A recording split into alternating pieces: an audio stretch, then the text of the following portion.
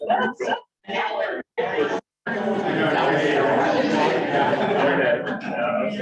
I take your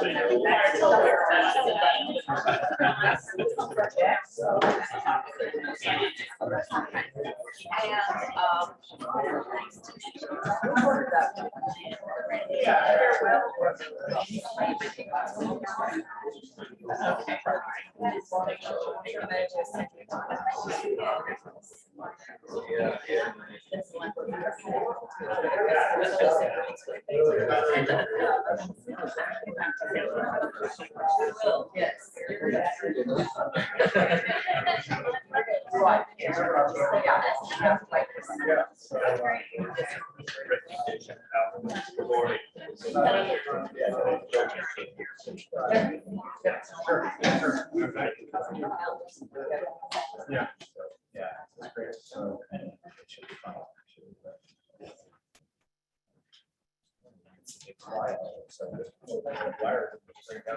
Yeah.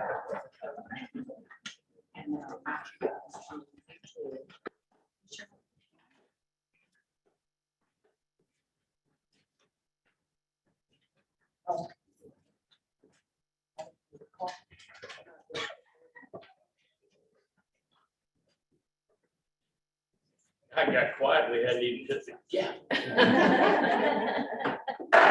How about that? We were waiting for that gap. Boom. First of all, welcome back, everybody. It's been right at 2 years since we've been in this room last. It was February 2020, and then we all know what happened after that. So welcome back, and let's just keep praying that things continue to get better as we move forward. Have a great 2022 with the workforce. As far as there is no public comment, so I'm going to ask real quick for a declaration of a conflict of interest from anybody out there. If you would show your hands and just let us know. Dr. May, Rebecca. Now, let me make sure for the record, Dr. May is all things having to do with Dallas College. Rebecca is things having to do with child care group. Serve on that board. And Lynn is not here. Anybody else? Courtney? All things to do with TWC. Yes. Which wipes out the agenda, but anyway. This will be a great short meeting. Thank you for coming. Anyone else serve on the board, conflict, conflict? Dan is raising his hand. Dan? Yes, thank you for recognizing me. Any issues with Dallas ISD? And thank you. Any, all things beyond. Thank you, Susan. Perfect. And thank you, Dan. Sorry, dear. Thank you, guys. Anybody else on Zoom? Yes.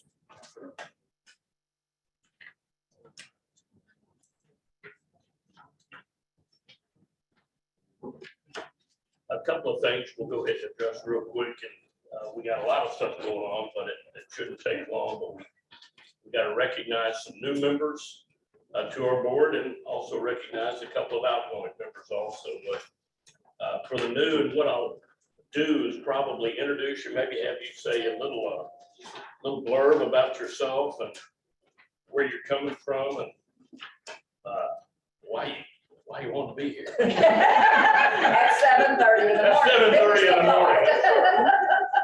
So first on the list is Courtney Arbor, Director, Workforce Development Division for the Texas Workforce Commission. So Courtney joins us from Austin, so she came up last night in order not to be late for this first meeting. So Courtney, go ahead.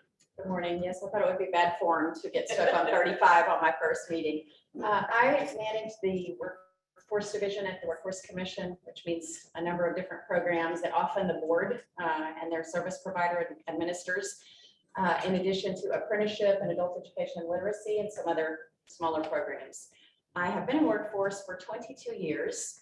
I love workforce development, and I appreciate, as a board member, a fellow board member now, and just watching you all through the years, the effort you put into this, because as the mother of a 12-year-old, I really believe there's nothing more important than the work we all are doing. Thank you. Thank you, Courtney. Appreciate it. Love it. Next, Diane Gomez Times. Dennis. Dennis, I'm sorry. No worries, Tim Dennis is how I am.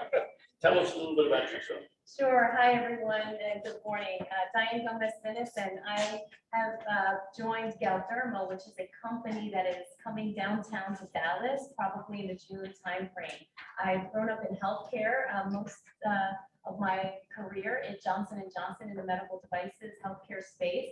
I made the move to hop from Southern California to the area, so it's also a big personal move for me as I joined Galderma, which a company that maybe you know by the brands like Cetaphil on the consumer side, but we also have businesses in the aesthetic space as well as the prescription medicine space. So really a company focused on dermatology.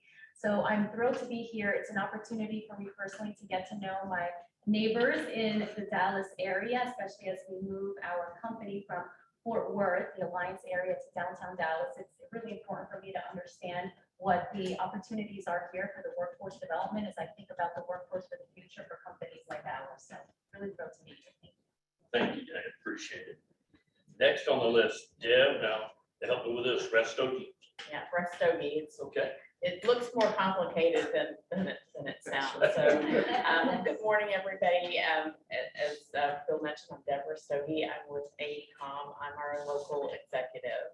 And some of you may have heard a few months ago, we moved our global headquarters to Dallas. So I've been based in Dallas since the mid '80s. So I'm not new to this area, but we're thrilled to have our corporate headquarters here and have our CEO and his encouragement to get involved in the community in a bigger way. And so, workforce in the engineering and consulting and construction industry has been a challenge for many years. And I'm a civil engineer by training. And so have always been working towards encouraging more women to go into STEM fields. So I'm thrilled to be a part of this board and look forward to serving with all.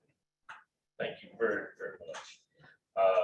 Last but not least, but I'm not sure he's with us, Harry Jones. Supposed to be here, but we'll give it a few more minutes. Okay. And there's bios certainly on each of you all. Make sure we're correct in the bio, but I encourage each of us to read a little bit more about you guys. And Bill, I think it's Susie's first meeting in person. Susie's been on our virtual. Would you like to say hello this morning? And a teacher from BISD. Sorry, Susan. Yeah, please. Because I did do my little speech, but it was all virtual, so I'm very glad to be here to meet everyone in person, because this is my first in-person meeting. So I made it a point to be here so that, personal connections matter as opposed to just meeting everyone virtually. So I have, said hello before. I teach at Town View AP Macroeconomics. I've been with BIC for 18 years. I'm glad to be able to meet everybody, kind of get back to reading in person. So thank you. We're just thrilled to have you here. Thank you that your classes worked out. Yes. Welcome aboard, even though it's a few months late. Now with that, we also have two outgoing board members that we want to recognize. And Laura, you want to run with that? I will do that. He gets to say hello, I get to say goodbye. And y'all know how bad I am at saying goodbye, so stand by. Hopefully there's no tears this morning. I got rid of them on I-30. I understand Kevin Faulkner wasn't able to join us. Kevin Faulkner preceded Courtney on our board as a representative from the Texas Workforce Commission. He has been an asset to the state for over 30 years, decided to hang it up in December, moved out to the farm. He takes care of his mom as well, and he has just been a friend to all of us in workforce. We want to say congratulations on his retirement and thank him for his service.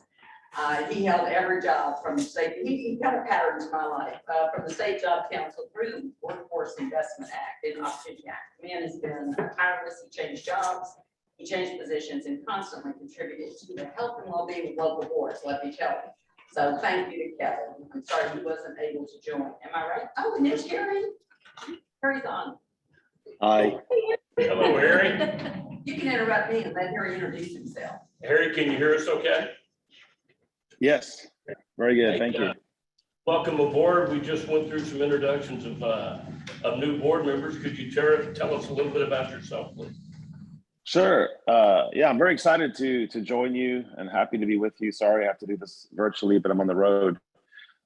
So I've been spent my entire career as one thing, which is an employment lawyer, rare in these days. It's probably taken in 3 different shapes. For 10 years or so, I was a trial lawyer defending employers. For the next 10 years, I've been solving national problems and global problems for employers. And in the last 10 years, I've been asked to do high-level investigations, reporting to boards almost always, and getting a real insight as to what large employers really want. So pretty much I've studied my whole career has been study of large employers, why they hire, why they lay off, why they move, and why they choose to do what they do. So hopefully I will bring that insight to the board, and I'm looking forward to working with everyone and learning a lot. Welcome aboard, Harry. Thank you very much for joining us. Laura, you want me to turn it back over to you? Thank you, We are sir. not going to be using microphones, maybe for obvious reasons. So if we can't hear or anything like that, don't hesitate to reach out, ask us to speak up, and we can talk a little bit louder. So thanks for your patience on And that. I'll try not to be too loud. Last thing this little girl ever needed was a microphone. Okay. We have a recognition. As I say, I'll get through it if I can. What can we say about Joe May? Oh my. Don't worry, Joe, it's all good. Let's say it ain't so, Joe. I may need to lose you. Dr. May comes through a line of impressive, connected leaders who all served this board, committed to workforce, best talents. From Bill Priest, who was a founding chancellor of BCCCD. He was also one of the founding members of this board, this nonprofit organization. How cool is that? Now, come on up. Through Dr. Dan McCoy, Dr. Larry Tyrese, and Bill Winrick. Bill Winrick was with us in '96 when we changed everything about workforce. We were so lucky to have him on our governance team. On to Jesus Carillon and our dear friend, Dr. Ray Baxter, who served tirelessly. But for 8 years, Joe May set a new bar, believe me. I've had the privilege to work alongside 5 of these chancellors, and I thought I had seen the best of workforce and higher ed working together. And after all my years here, Joe has set the bar. He is the boss. He has made things happen. I know he'll tell you he has a great team, and that is true. He hired good talent, made the best use of that talent. But without his leadership and his vision, none of this would happen. Here's a snapshot. Amped up the economic and workforce efforts of the district, adding valuable personnel and tools to increase both local, state, and worldwide focus on Dallas. He personally assisted in moving adult education ESL from the K through 12 system into the workforce partnership we have today, administered by this board and run by the educators of our community. What a great match. He led the highly recognized and successful Work Ready U, which is now used on all buses, and we know that our customers are finding us through Work Ready U.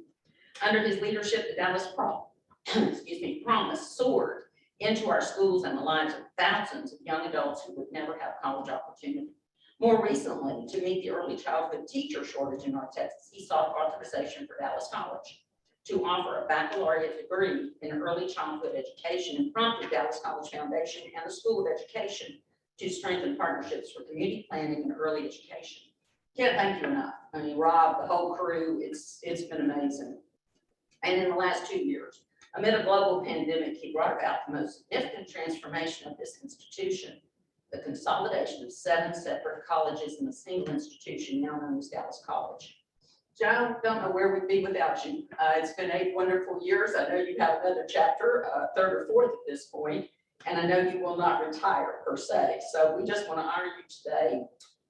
It's our highest honor, the Lee F. Jackson Workforce Leadership Award for outstanding accomplishments in workforce education. Come on up.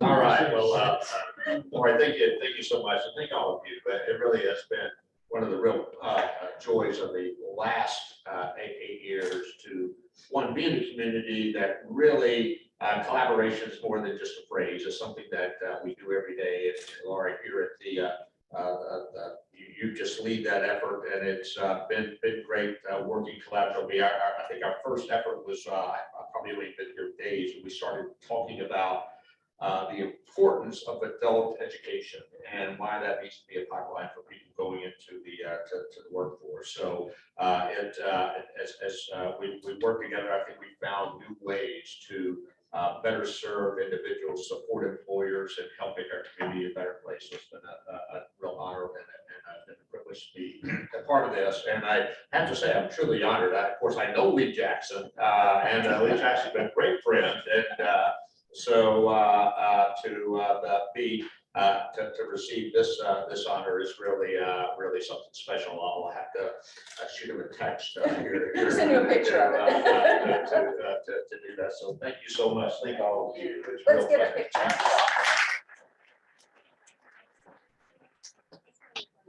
Real quick, if you can. I said it, thank you. It's out. We'll put Joe in the middle. There we got it. All right.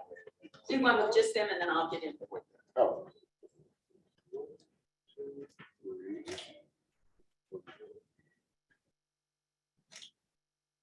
I'll join. I'm supposed to say something funny, so. All right, yes, 1, 2, 3. Good morning. One more.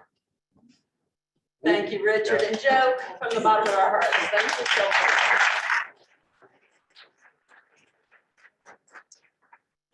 Thanks. Good way to start off. Right?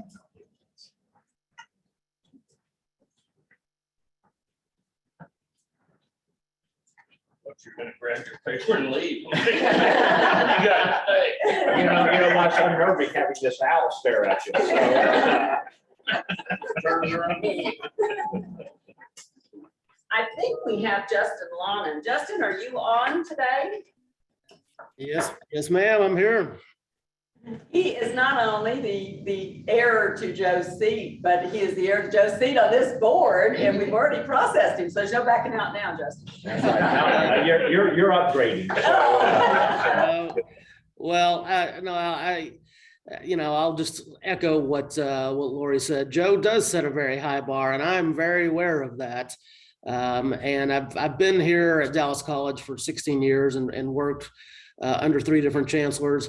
But absolutely, Joe has elevated that bar, as Lori said, especially as it relates to workforce. And there's so many of you in the room there that I've worked with over the years, and I look forward to doing so with you on this board. Thank you, Justin. We look forward to you joining us. We'll see you in April. We'll see you in April. Thank you very much. Sounds good. Thanks. Real quick, we'll go to a couple other comments I wanted to bring up. I asked 2 or 3 board members to kind of chime in on this. Back in probably in December, Lori and I, while we were in Houston, had an opportunity to meet with some other board members and board chairs, I should say, and executive directors. And we decided to do a little partnership up here in North Texas with the North Texas board, with Tarrant County, and with our Dallas board.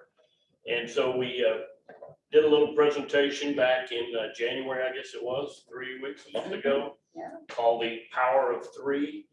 And we had a speaker, an economist there, and we're hoping not to do this every week. We don't want to kill something that's good, but we want to have, if we get a speaker that can tell us, we all got some of the same issues going on. So if we can get somebody to come in and address those issues with our boards, puts us all even more on the same page. So I'll ask Rebecca, if you go first and just give us your comments on what you think. The speaker was amazing. I've never been so entertained by a presentation period, much less one from an economist. He gave us a very clear understanding of the top 10 reasons for the labor shortage, giving concrete examples, showing data. I learned a lot of new information. In fact, I asked him to come speak to PepsiCo executives and had some good recommendations based on this data. Awesome. Thank you very much.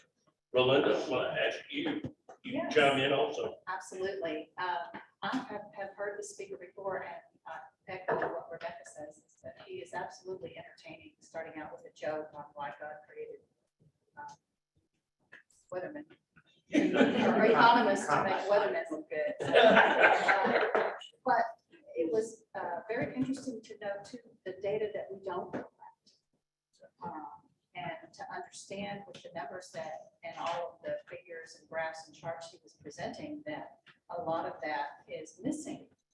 I think some key data that we don't track our entrepreneurship, self-employed. If, I've given up and I'm no longer looking, then I'm not counted.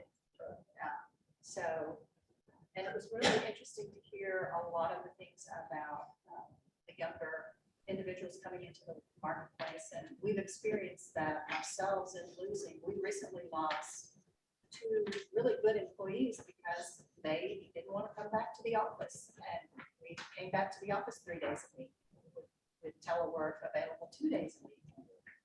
That wasn't good enough for them to make that. So it really hits home, all of the saying. So it was really a great presentation. Thank you, Belinda. And last, but certainly not least, Ken, what do you? It was front and center. Well, my reaction was back in October or November, I heard a great presentation from one of Courtney's associates, colleagues, all of our colleagues, Aaron Demerson. And in that, he presented a list of the top 10 reasons why we're experiencing the Great Resignation and such labor shortages that we're experiencing today. And I took a picture of it, and since that time, I've shared it with dozens of people because it really summarized it beautifully. Little did I know that he got that from Richard, and Richard presented that again, and it was just a great summary, and he hit every one of those 10 points, and it really has helped me communicate with my stakeholder group about, everybody says, oh, people just don't want to work anymore. Well, are you kidding me? That's about that much of the issue. And we talk about this extensively. So it really put it in a great perspective to me, at least. And then the only other comment I would make is I thought it was great that we had an opportunity to connect with the other boards. And it was a great networking opportunity. I would love to see us extend that a little bit so we have more networking time versus just presentation time. And at the same time, I guess the challenge to you, Bill, is, what can we do next and still make it creative, fun, and interesting, and attract, motivate people to come and participate in something like that. Rick set the bar kind of high. I think he was very informative, and like Rebecca and I talked about, from an economist standpoint, entertaining. I mean, listen to a numbers guy talk for 45 minutes is really rare. And he kept us alert and really was on top of his game there. So we do have some work cut out for us to talk with some other folks, but we don't want to make it so often that it gets out of hand. But we do want to encourage participation. We probably had 11 or 12 board members there, I think. Would love more. As many people that can make it, assuming we get you an exciting program that you can enjoy and get something out of. With that being said, thank you all for your comments. Really appreciate it. We'll roll right into the Finance Committee. Carter. All right.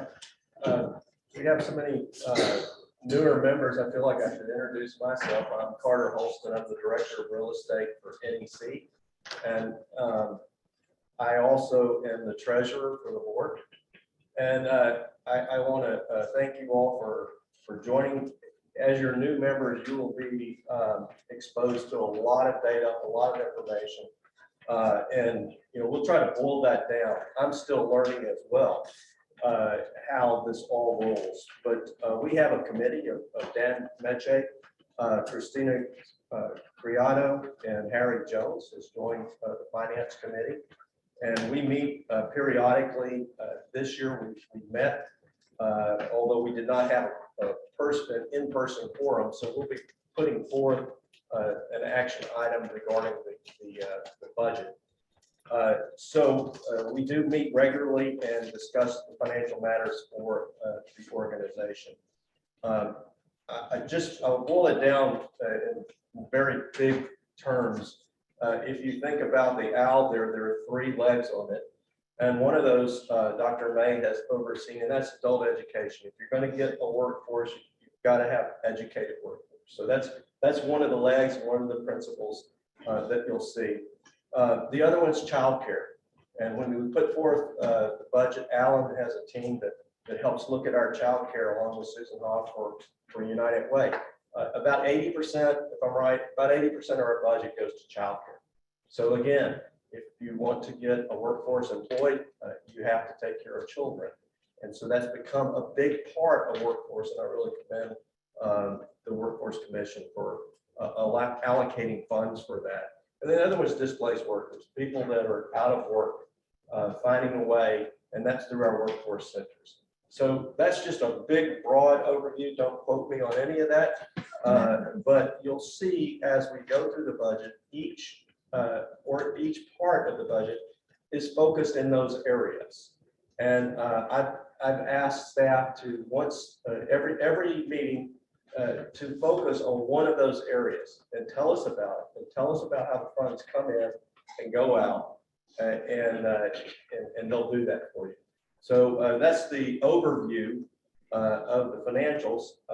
There's 2 items that we'd like to talk about. We do have exterior auditors, and it's the Crow organization. They've been our auditors now for 7 years. 9 years. Okay, time flies. And by the way, I'm a little intimidated because he's got this on one side and Ellen's got a cane, so I'm a little nervous. Yeah. So welcome to the board. But we went through the audit plan with the Crow organization. They, asked me, was there anything that they needed to know about, any conflicts, anything that I wanted to discuss with them in private. So it's a normal audit. Last year we had an audit. We went through with flying colors. There were no findings.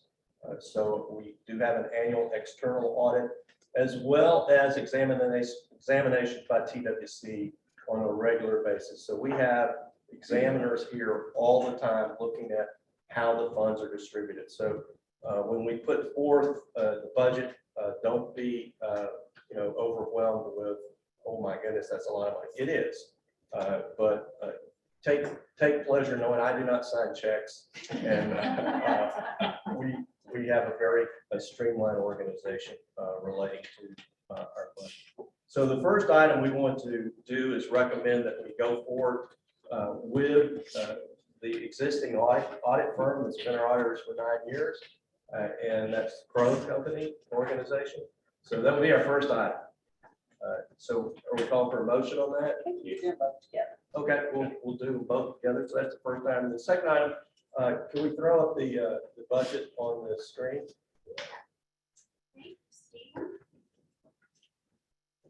Okay, Ashley, you want to walk us through that? Yeah, and I can thank you, Carter. I think you really gave an excellent overview of what we do in those finance committee meetings, and I learned from the teacher when I put together those program spotlights that Carter was talking about. So we'll get to that later in the meeting. But as for the budget, I just want to give you all a brief overview of the different pages you see in your budget. This was emailed to you in the calendar invite from Lori. So you all have a copy of that electronically. This is page 2 here of your budget, and it really just gives you an overview of the last many years. And the big highlight on this page is where we talk about our administrative thresholds. So we budget, you see on the far right over there, I don't know if you want to pull that side up, Stephen, where we're looking at fiscal year 2022. We're on a calendar year, fiscal year. And we've highlighted here some numbers. Those are the numbers that we could take in admin, but we run a very frugal operation, so we don't anticipate generally spending as much as we could in admin, and instead by the end of the year we have repurposed those numbers to program expenditures. So as you can see, for FY 2021, we could have taken $5.8 million in administrative expenses, but we're projecting after closing out around $3.5 million. And on the next page, we're breaking down those numbers even further. We do that throughout the course of this document. So you can see what we budget for admin versus our workforce center operation costs to run our centers, and then our program costs, which flow through to our subrecipients, primarily childcare group and Equus, and then of course to the customer. Could you repeat the percentages on the end? Sure. So we have admin. This is your increase year over year. And our budget this year is $216.8 million, which is much higher than last year, 54%, primarily due to childcare and specifically the service industry recovery grant, which we have talked about in these meetings in the past. So you have admin is 44% increase over last year, workforce centers 9.4%, and program costs 56% increase over last year's plan. Oh, and this is Ashley Berner, our Oh, yes. our Chief Financial Officer. Those of you who don't know. Nice to meet you. All right, the next page breaks down our admin costs into a chart for you. So you can see, of course, one of our biggest assets, as with most places, is our people. So we have salaries and tax and benefits. This is just for our admin number, that $3 or $4 million a year. So of course we have insurance, we have our external audit, legal fees, and that's all broken out on this chart for you. For development dollars, staff development dollars, and we are only 27 staff, 28 staff right now. 28. But we're funded for up to 32 positions, and we do have some vacancies, as everyone has vacancies, right? Talent is the issue. Sorry, I should keep going. No, that's true. Anything else you want to talk about with admin? Just that we pay a hefty sum for insurance, both for the directors and officers' liability insurance, our liability for the centers. And the centers leases do belong to the board. They do not belong to the contractors in this case. These are American Job Centers throughout the county. And we'll talk a little bit during my presentation about more leases or fewer leases. We're not sure where. All right, Stephen, we can move on to the next page. And this page details out expenditures at those centers for rent, security, maintenance, different equipment that we might buy throughout the year. We have a $5.5 million budget plan for 2022 center costs. And finally, on the last page, we're showing where does all this money come from? So we have very specific rules related to each grant. For our total $216.8 million, it's a little further down on the screen. But Carter did want me to talk to you about this money. We don't just get $216.8 million to collect interest off of it and run our course of the year. Instead, we are required to keep 3 days of cash or less on hand at a time. So we'll draw money from the state 1 week, and it takes several business days to receive that money, so that the following week we have a day or two turnaround to push that money back out to childcare group or Equus, whoever the bills come to for. That makes us not everyone's favorite banking customer. That's true. Yes. We're not very attractive, which is why I mentioned to you last year that Comerica, who we banked with for 25 years or so, had decided to get out of the municipalities business, which is where they belong to us, because we require collateralization of our funds over and above the FDIC limit. So that's costly. And we have been speaking with several different banks, and we're happy to announce that we have decided to move to Bank of Texas. And bank charges for the year be about $12,000. So it's a small purchase. It was we thought it was much bigger endeavor, but our former board member, Gilbert Hurst, who was a longtime member, he rolled out the red carpet. Let's just put it that way. The interviews went well, but Bank of Texas knocked it out of the park. They knew what we needed. They had been told how to serve us, and we're really happy to have that relationship. And it's in progress. We're not completely transitioned yet. report, Ashley. Is there any other questions for Ashley, for Carter? So just a quick question.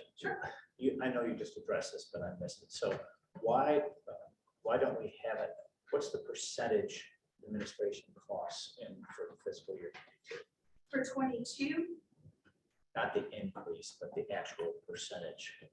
of our total budget, we are allowed generally up to 10% per grant. So we don't reach 10% in total of all of our admin. We're consistently in the 3.5 to Mhm. or less percent range. But my question, so can I just simply do the math and say 8,443,000 relative to the $216 million? Yes. Okay. But we know we're not gonna spend that much money. Yeah, in but admin. that's what the. That's what's available to us. Right, got it. Thank But we don't wanna staff up on temporary grants. you. Then we'll suddenly have unemployed people we have to serve. But you said 10% is what we could go up to? For most grants, That would be yes. $21.5 million. It's Well- insane. Right. I mean, think about, there's no way we could, we've gone up to, a $217 million budget. The overhead, I mean, if you took 10% of that, we could spend that in administration, even if you paid your treasurer. Who'd like I that? don't know about that, Carter. And much of the childcare grants do not provide the full 10%. That's a real hard situation. So we are down, what do we take in childcare for admin? $500,000. To $1 million, somewhere in there is all, because you want most of that money flowing directly to the parents. For the size budget, it's very limited. But Or maybe too lean And sometimes. if you We'll look just have to gauge that as we grow, because this is substantially a larger budget than last year, as I'm supposed to be all know, so we'll have to see how things develop, and if we do need to fill in a position or two to make it work, we'll have to do it. Well, but to your point, Bill, if you just look at the last 3 years, it's 2.46, 2.19, and 2.52. Yeah, I mean, that's a tiny percentage of the overall budget. Exactly. So, How does that work? So if the childcare dollars for childcare, then there's an admin fee there as well. How much of the, how does that, admin, how does that sort of work with the contract? The contractor level admin does not flow through to our threshold, but we do have to track theirs as operating costs as well. But yes, they're not reaching a percentage that's even close to 5% of our childcare grants. Basically, if you touch the client, the employer client or the job seeker client, that would probably be a program cost under the federal rules. Admin would be financial management, monitoring finances, that kind of thing is all admin, but our whole staff and building is admin. It'd just be helpful in future reports. So there's the budget for this organization. Right. Right, but it'd also be helpful given how much we rely on sort of mega subcontractors to also see sort of the breakdown of program versus admin at that level as well. Dee will talk partly about that in a moment on her contract amendments. And Dee, you have a range. You can kind of talk about the admin dollars to those, not admin, but overhead dollars. And I appreciate that. I just really love on the finance side to be able to get reports on that in the future, because I do think it matters how much actually flows to the program, not just what's sort of compliance program. How do we ensure accountability at the contract? So that's. We and I- that's monitor what I them. would go in the same direction. Yeah. We do both programmatic and financial monitoring, and the financial monitor is a CPA. She is an auditor. And Christine does some very good work for us. So I think we probably be able to answer any question. Yeah, I'm sure that it's being done. I just would love to add a page in here that lays that out for us. We'll do. Well, I think that's a great lens. I mean, that's why we have a board, is to look at those kinds of questions. If there's going to be an issue, it's going to occur there, not here. And I want to take a moment and commend Ashley for her group, that during the toughest 2 years in all of our careers, she didn't miss a beat. She found a way to distribute the checks by the bank, so no one had to come in and do that. So very creative person that's overseeing our finances. And again, a clean audit last year. So I want to thank her for her work. Any other questions on the finances?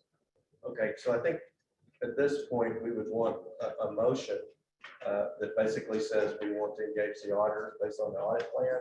And two, we want to approve the $21.8 million budget. So moved. All right. Ken, Second, Ken and Ellen. Ellen, second. All in favor? Go ahead. All opposed, same sign. Any abstentions? Courtney. Anyone else abstaining? Anybody else? Anybody on Zoom abstaining? Passes. Next, we'll go to the consent agenda.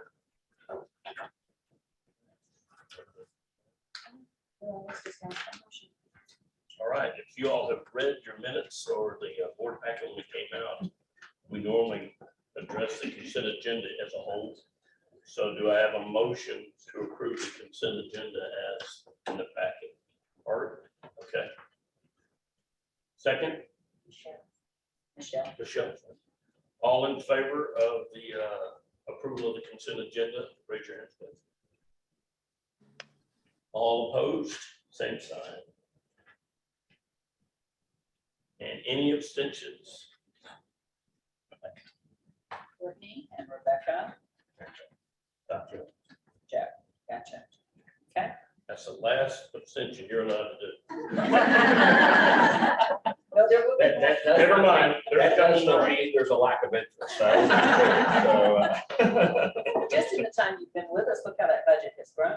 I mean, this is phenomenal. And Really all is. of that to parents, Eddie, so they can put their kids in care. Sorry. The consent agenda passes. We do not have a closed session today. So means ends expectations. Yes, back to me. Our program spotlight this month is included on page 14 of your board packet. And this month, we're going to dive into reemployment services and eligibility assessment, or the RESI grant. So this is what Carter was talking about earlier when we spotlight one grant. Hold on just a second. Harder. Michelle called you, didn't she? Hence the gavel of the cake, yes. Camera time, take it on the spot. What's that about? I had a call. Continue. All right. Okay, so we're looking at the RESI grants, and this grant flows down from the Department of Labor through TWC and then to us. The purpose of this program is to address individual reemployment needs of UI claimants. It uses statistical modeling to rank unemployment benefits claimants based on their likelihood to exhaust all unemployment benefits. All claimants with a score at or above a board cutoff score are outreached to attend an orientation, to meet with Workforce Solutions staff, and to participate in staff assisted services. The minimum requirements of the RESI program are to support in development of an individual reemployment plan, provide customized career and labor market information, enrollment in the Wagner-Kaiser Employment Service, and provide information and access to the American Job Center services and resources that support the claimant's return to work. Now, prior to October 1st of last year, this grant ran for 15 months with overlapping periods. However, beginning this past October, the new grant we received was for 12 months. Our old grant ran through the end of the year, December 31st. So our chart on this page shows what we spent on the grant that ended last year at the top. That's $774,000. Underneath that number, we are illustrating the grant received for the new year, which we started spending on in January. The total budget for this grant is $820,000. And this grant will end September 30th of this year. Are there any questions or comments about the RESI grant? I think you should find it fascinating that the federal government came up with a scoring system to determine who receiving claims would be able to go back to work and who would be challenged going back to work.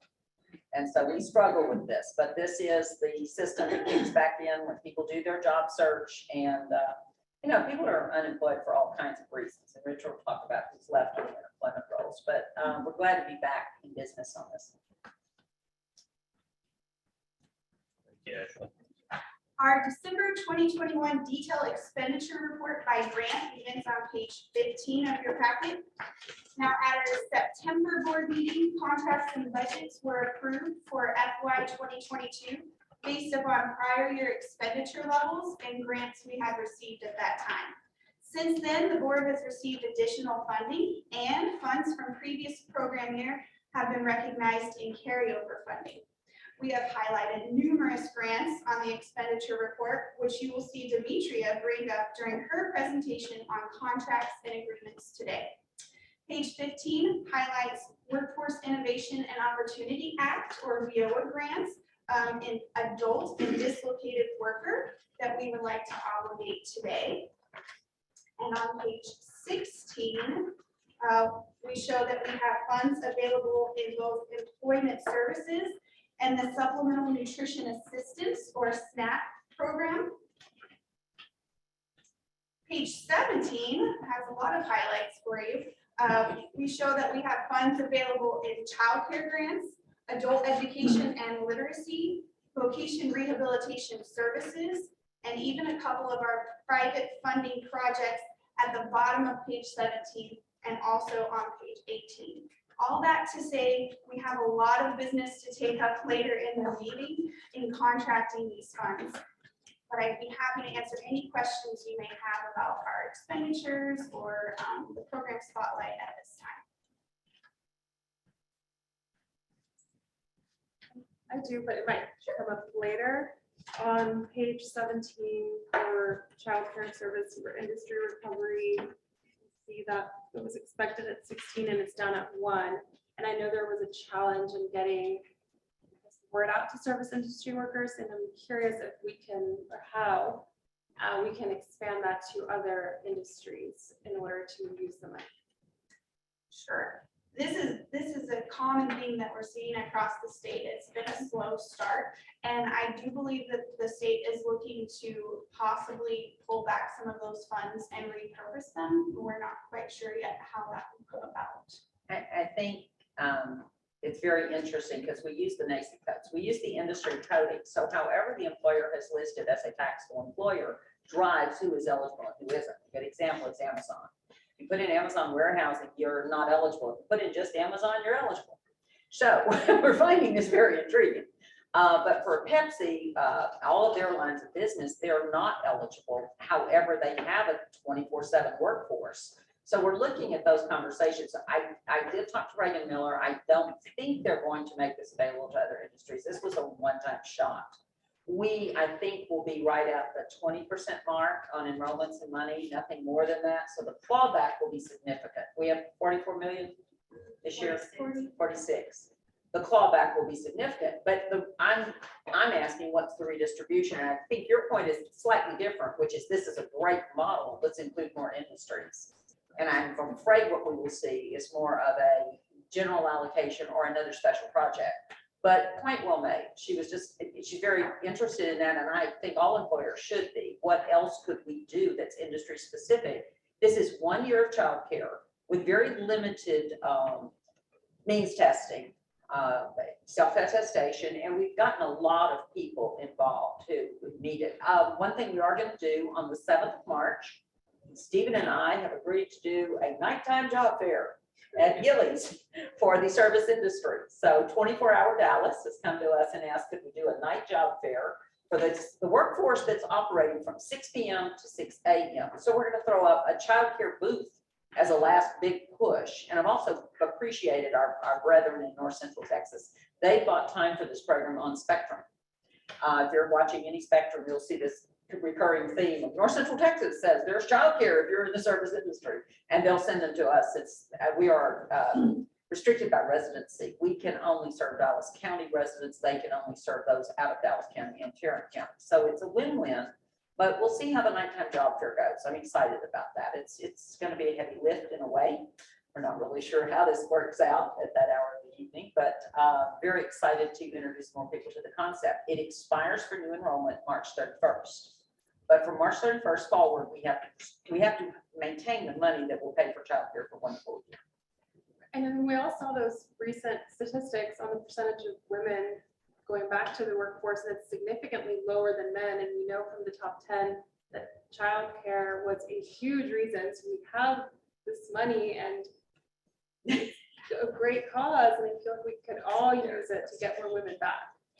No, it's very frustrating, and I was remarking, there was an Axios commentary, and even if they got it a little bit wrong, it was, they estimated 1 million men went back to work in the United States in January compared to about 36,000 women. So what do we think the barriers are? I mean, is either an issue of we don't think that there's need, or we're having trouble getting the dollars connected to the need. It sounds like we think it's the latter.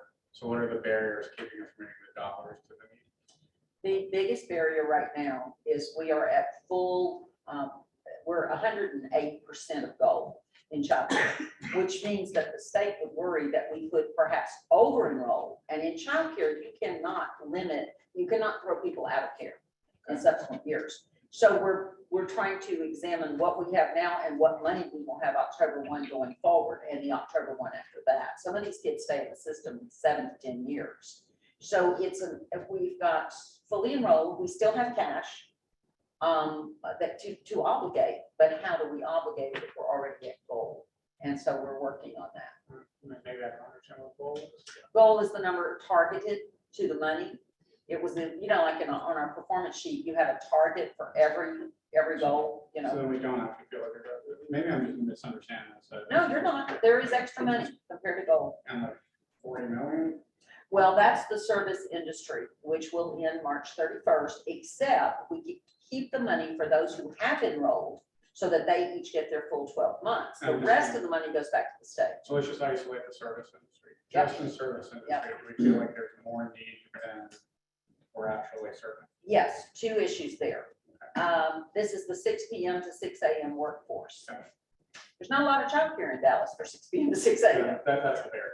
That's a big barrier. It's a conversation. So most of them may have arranged other kinds of care than relying on traditional childcare centers and such. So we're up against it on this. And if we get too many, we'll flood the centers who are already short-staffed.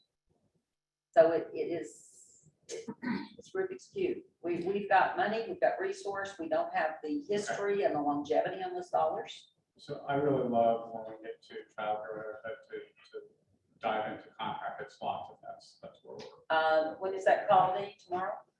On the 25th, we did apply, and got approved to do contracted slots, but we have to do a procurement to allow providers to come and do that process.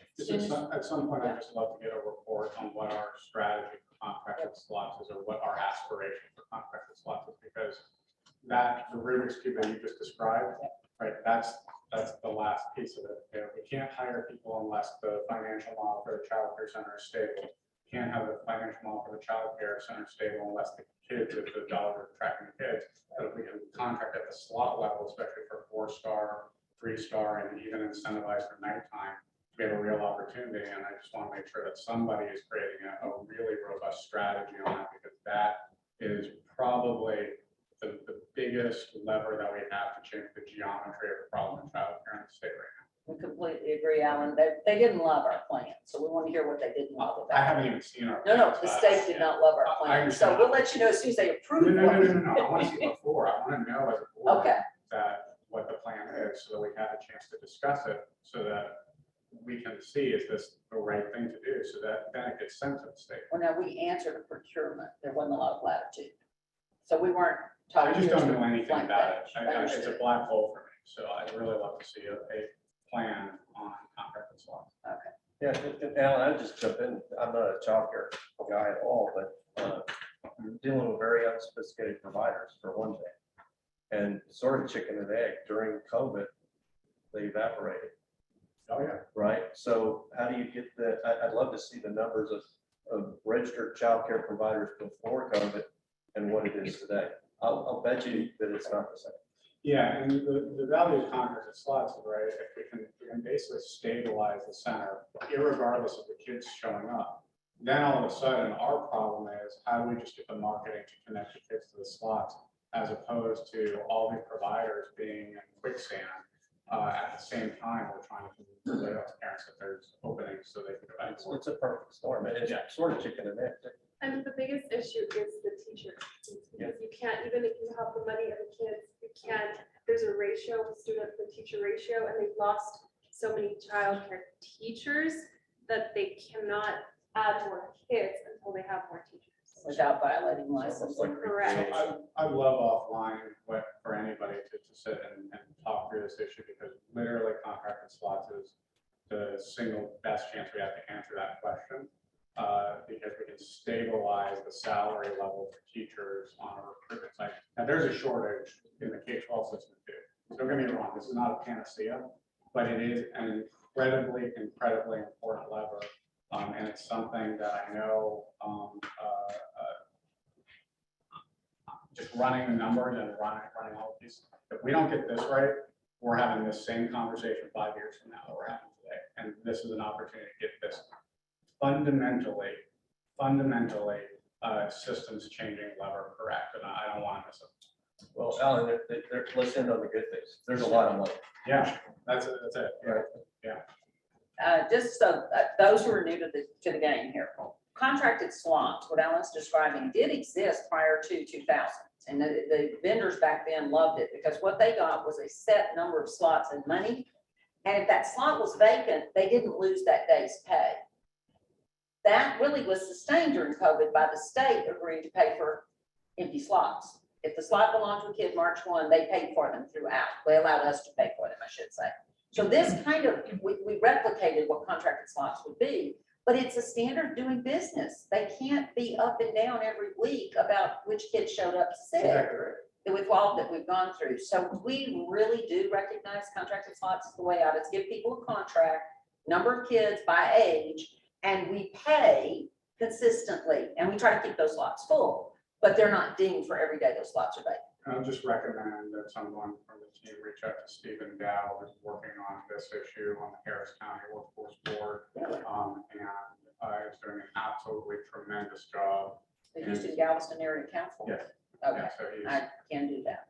yeah, be trying, Stephen's savant on this and would be very helpful. Thank you. So just so I'm understanding, so we're gonna come back at the next meeting and really talk strategy, and that's what Alan's talking about, or is that outside? Well, I'd love for it to come to the board. I mean, I just feel like it's 80% of our budget. And I just feel like this is a lever for all this stuff. I just would love for us to get a report on whatever strategy. I don't know if that could be ready next meeting or if it's. Now, you guys have a meeting though as the child care committee. The task force has a meeting coming up. We'll take what we have there. That'd be fine. And then brief maybe in the month of March. Go ahead and send you something on that, some trucks and grass or whatever comes out of there. Then April, we'll go back to an action item or whatever is needed. But we did apply for the opportunity. And Dee, how many boards applied? Everybody? No. Nobody wanted to mess with it. It's the regulations around the contracted slots. Yeah, That's always the 10, detail. less than 10 boards. Less than 10. And it was a small amount, it's a pilot. It's about, we set about 25 slots at 4.5 million. And that's just a pilot to start.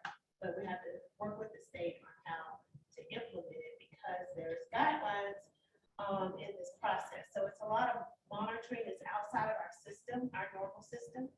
So it's gonna require hands-on for this process, but the strategy, I understand. Well, we can. Look, it's a huge lift, and I'll just say personally, I'll speak as one person, but I'm supportive of whatever dollars spent on whatever consultants are needed to really think. So that what I hope we're not going to do is have a conversation about compliance, but we are going to have a conversation about strategy that takes into account compliance.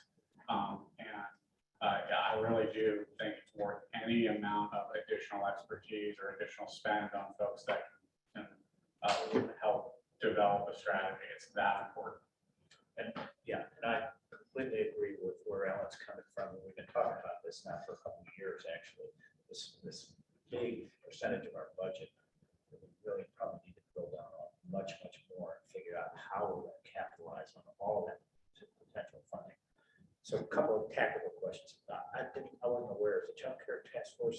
on the books? I believe it was there a February? No? No. So I thought we did my have it. suggestion would be that we get that on the books, have that task force meeting, and solicit anyone else that would like to participate in that dialogue. And Alan and Susan have been yeoman's work in leading that group. But then the second piece would be Alan's point, that maybe even the April board meeting, since this is such a critical part of our dialogue, is really a deep dive on this issue. And hopefully, as Alan said, let's hire whatever resource we need to really research this to the greatest depth we can.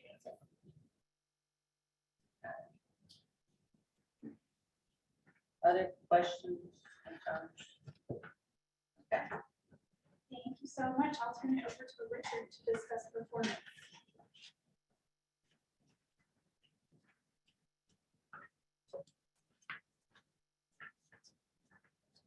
Good morning. My name is Richard Perez, and I am the research manager for the board. And I'm going to talk about first the NPR, and that is the monthly performance report from the Texas Workforce Commission. So think of it like a report card for our performance. That is on page 20. Just real quick, the grades and the report card are plus P, which is doing excellent, MP, medium performance, and negative P, not medium performance.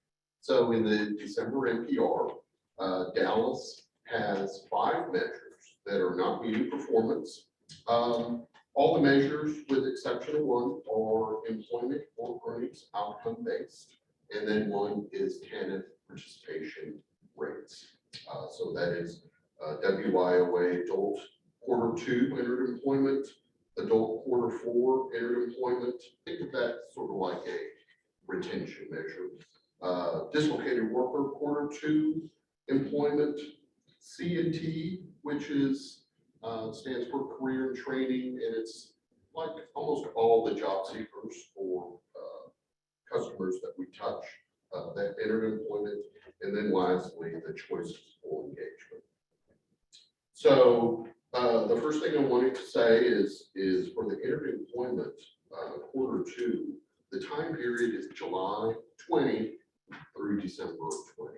So we all know what was going on. That was the key part of the pandemic, and we feel that that is that heavily impacted the entered employment for the time, and that sort of touches all 4 measures for that.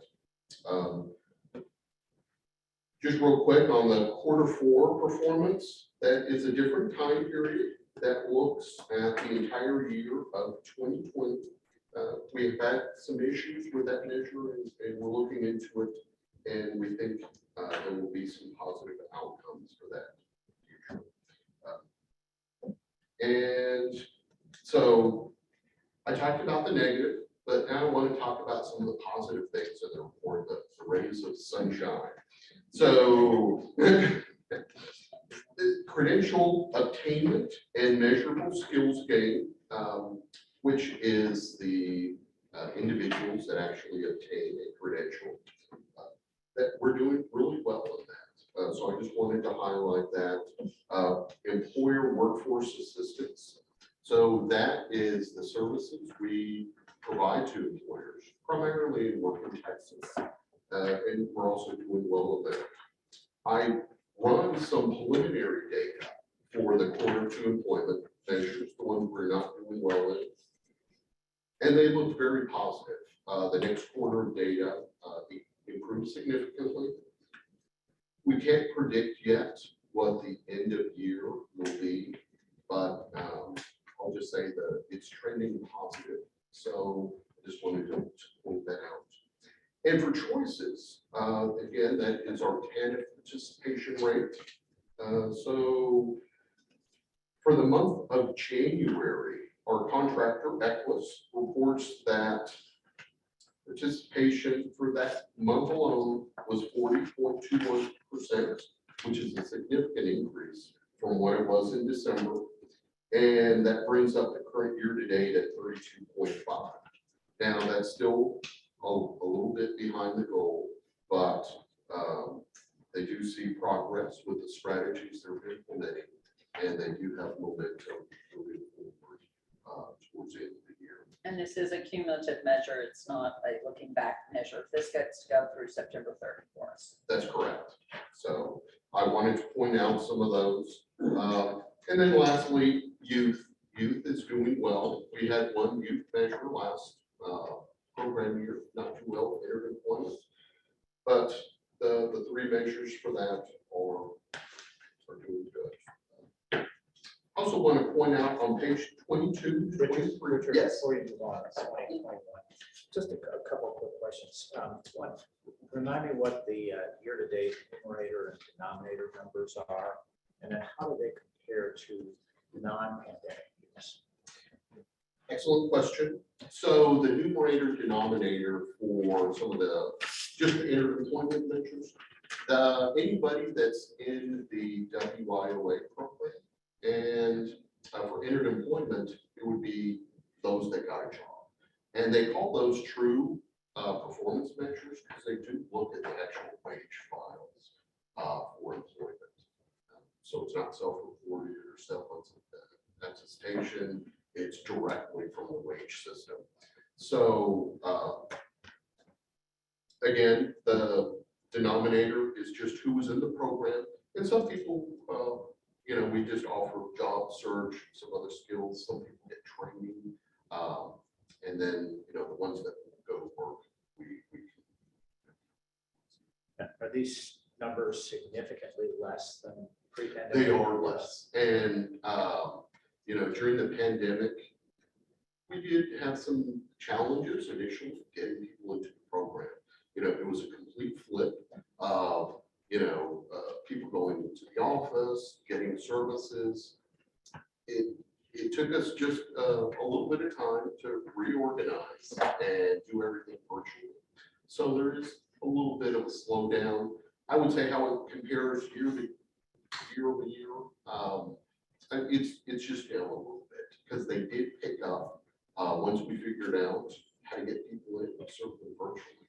We ran with it and did well. And increased our numbers. Now, the last question I have is, thank you for that answer, but the under the program participation budget for children served per day, I'm not sure I understand what the numerator denominator numbers are there. So that is a little more complicated. That is, and Dimitri might have to help me out, but it is the number of hours, or is it days, that a child could be in care over the children that were in care at that time.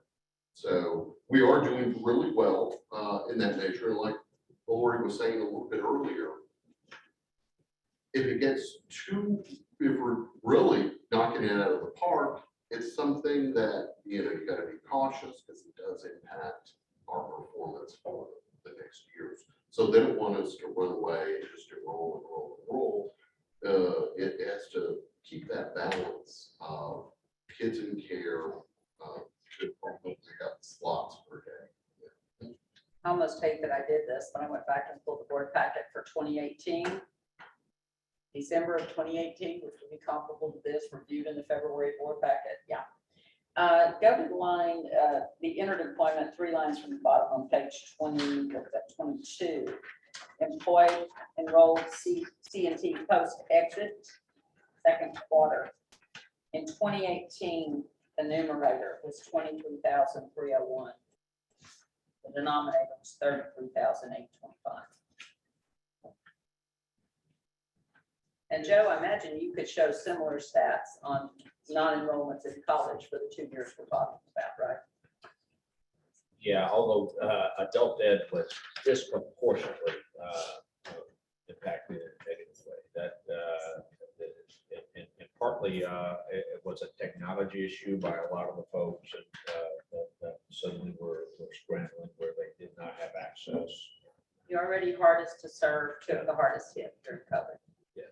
There was very little relief, but that's just a snapshot. But we could pull those figures, year-over-year figures, just to see how much damage was done. Absolutely. I can prepare that and send it out. Our vendors were And I hungry. suspect that you would see a disproportionately minority populations, and certain age bands too. And our vendors all went to remote as fast as they could, all the training providers, the college as well. Everybody tried, but you couldn't sell much in 2020. You just couldn't. Richard, if I could ask, we're back to the pre-COVID employment rate, is that correct? As far as performance or like economy? Just total. Yes.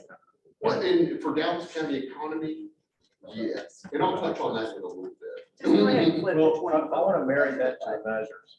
For instance, as you have full employment, you get close to full employment, these measures become more difficult in some cases. So I'd like to know what the impact is when we get back to, let's just say we get back to full employment.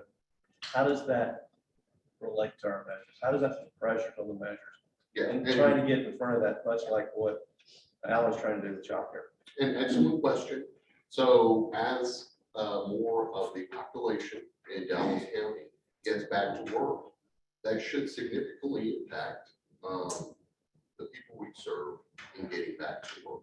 And there was a time when, and I don't remember the specific what month, it might have been closer to December or maybe in January 21, that the hiring was back on. The employers, people were coming back to work.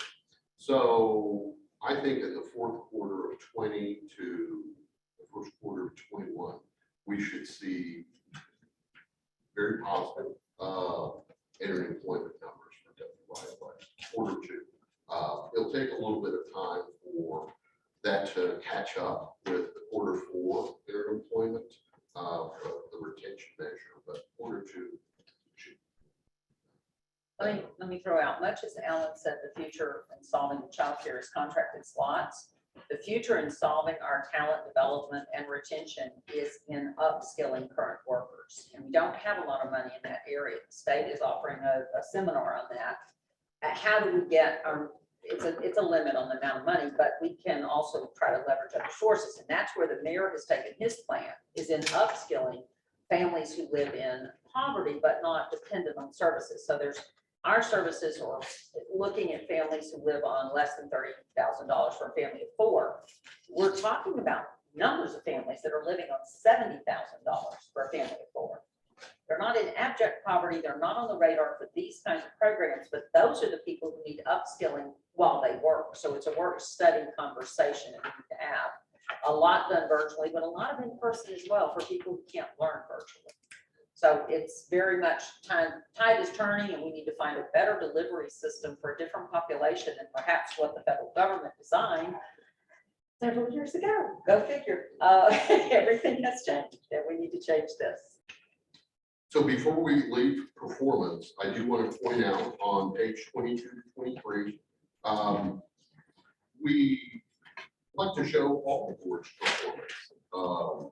They call this at a glance. So just at a glance, how our peers are doing across the state. And the same measures, plus P, median, and negative P. So just wanted to point those out. But if you look at the choices measure, which is I think on the next page, you'll see quite a bit of pink, as well as the C and T, which is the entered employment rate for Q2. So that's giving you a lot of room. So if there's any more questions, I will jump into the economic snapshot. And I'll talk about the local economy. And I did used to work with Richard Frechelle, but I'm not as entertaining as he is. Few of us are, Richard. I'll do my best. So the unemployment rate for Dallas County is 4%, and it is on a downward trend as more people get back to work, which is happening all the time. That I think will continue to ratchet down. The job gains, there was a slight typo I wanted to show the year over year from Dallas, December 20 to December 21, the job gains. So it is not 11,000, it's actually 72,687. So apologies for that, but that just shows the further gains that are being made in employment in Dallas County. Now, Carter, you talked about the overall recovery. So this next little factoid, job recovery plus 40,436. In February of 2020, that was, we'll call it peak employment for Dallas County. That goes all the way back to the series, the beginning, which is, you know, from the 70s. Dallas County has exceeded that by 40,436 jobs. So it's already gained some jobs, and we're in positive territory. And just a quick return to work with some UI data from the state, 67.9% of the claimants have already returned to work. So I'm going to go ahead and talk about it. Three graphs. Two are from the Federal Reserve. The top is the Texas labor participation rate, and it has increased since it's, you know, from the pandemic, and it's increased since last month. It's currently at 62.7. But if you look at the graph, it's still it's not what it was pre-pandemic. And the peak, just as a factoid, was September of 1998. It was 69.3. So a little bit to get back to that, but you know, I'd be curious just as to what the real numbers are for North Texas as it breaks down. I mean, you know, we're looking at unemployment 4% of 62%, which is what this would imply. That 37% not of the workforce is just a powerful thing. I think Melinda touched on it too, though. People are being employed in ways that we don't capture in BLS data. So all of the people who have the gig economy, people who are now self-employed, and we have so many who did that during COVID. I'm sure that's part of it, yeah. Yeah, it takes a chunk. Susie, I was just gonna say that the other part of it is the service workers, which she was talking about, those who have left the workforce, so they're not counted as part of the labor force, but they do count as the population. Yeah, and that's the And we have a labor lot of them, participation. and the reason why 4%, Yeah. bothers me is, I don't know. Yeah. Joe, I couldn't agree with you more. And if you listen to Rob Kaplan, former president of Dallas Fed, he would talk about this incessantly. And he would say, this is the number we need to be looking at. This is the labor participation rate is much more important than unemployment rates. I completely agree. And it's been plummeting for 20 years now. So, but it's obviously very acute during the pandemic. And this is something that we all need to be very concerned about. And that's also driving the labor shortage in many different ways. Do you have an idea what the numbers were at the actual as opposed to percentages? Let's do that in April. okay, yeah, I can do that. Actuals. I think it'll make a little more sense. I think that is correct. And then what is the factor we're not able to include? I don't want to overestimate or underestimate what the self-employed and gig economy is doing to us. Anything else? But I would estimate that is significant. Yeah. You know, it's easier for people to jump into a workforce that's hidden from the wage system, and that's the key to our measures and some of this tracking. How's this employment here in Dallas County? Because isn't there a percentage of people who are moving here, working remotely, but perhaps working in theory somewhere else in county? Yeah, Lori, I was going to jump in and say there's a significant amount of hybridization here, where you have people that cobble together an official job, a side job, a gig job. They work one place, they live another. They do that not all year. They do that seasonally. So we have to factor in the slippage in our stats. This is what we're all struggling with in employment from the employer side is we don't even sometimes know where our people are. That's true. And I do know there's a huge percentage now coming into Dallas to work. Richard talked about the origin of this participation rate. Is it based on the employer's address in Dallas County or the worker's address in Dallas County? It is based on the employer. And to your point, Deb, there are employers in Texas. They might be working in Dallas County, but they could be coded in another county. And that gets a little fuzzy since a lot of us have gone virtual. But I will say the state is good about, they have systems and ways to sort of figure out where the employers are. And it's easy to do with a big employer like PepsiCo or Walmart, because they're good at reporting all that information to the state. But the smaller employers, it can get a little fuzzy, and maybe they code all of their employees all over the state into one county. And that could benefit Dallas, but more than likely, it's maybe or somewhere else. But that's hard to. That's great. So I'm going to jump into the next graph, the U.S. quits, and we sort of touched on that as well. Rolinda had a great story about some employees that they didn't want to work anymore. And this is the U.S. quit rate. They don't have one for Texas or other local, but it is, well, November was the all-time high. So it's gone down just a little bit in December of 21. But I thought I would show that graphically, how high that is. And then the last chart on here, I brought it in for Dallas County. What are the top 10 jobs that were in January 21 compared to January 22? And they're similar. There's some strength still, obviously, in software development, registered nurses and customer service reps, sort of shifted some of the significance or importance of some of those over the year, but those three top. And warehousing still huge. So just wanted to show some current information from our work in Texas to state on job openings.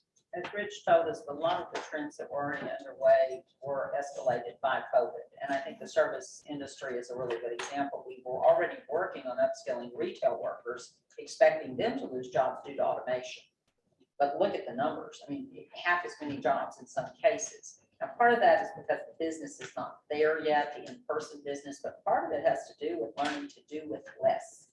People are buying less in certain cases. People who have a lot of money are buying more, but it doesn't necessarily equal out on the number of staff they need in a service operation. And that's very sad. But still, we can't fill all the IT jobs or the healthcare jobs. Those will be with us forever.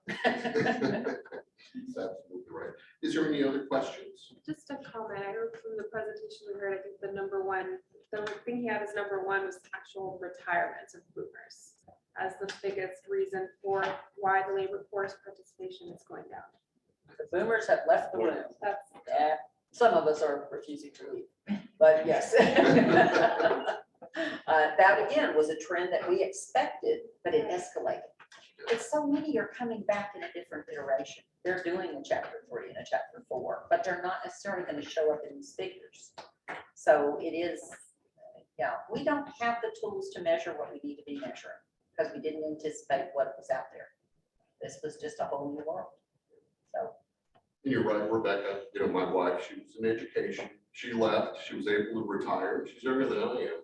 She says, I'm checking out. I wish I could join you, but and she has no aspirations to go back to work. At least not yet.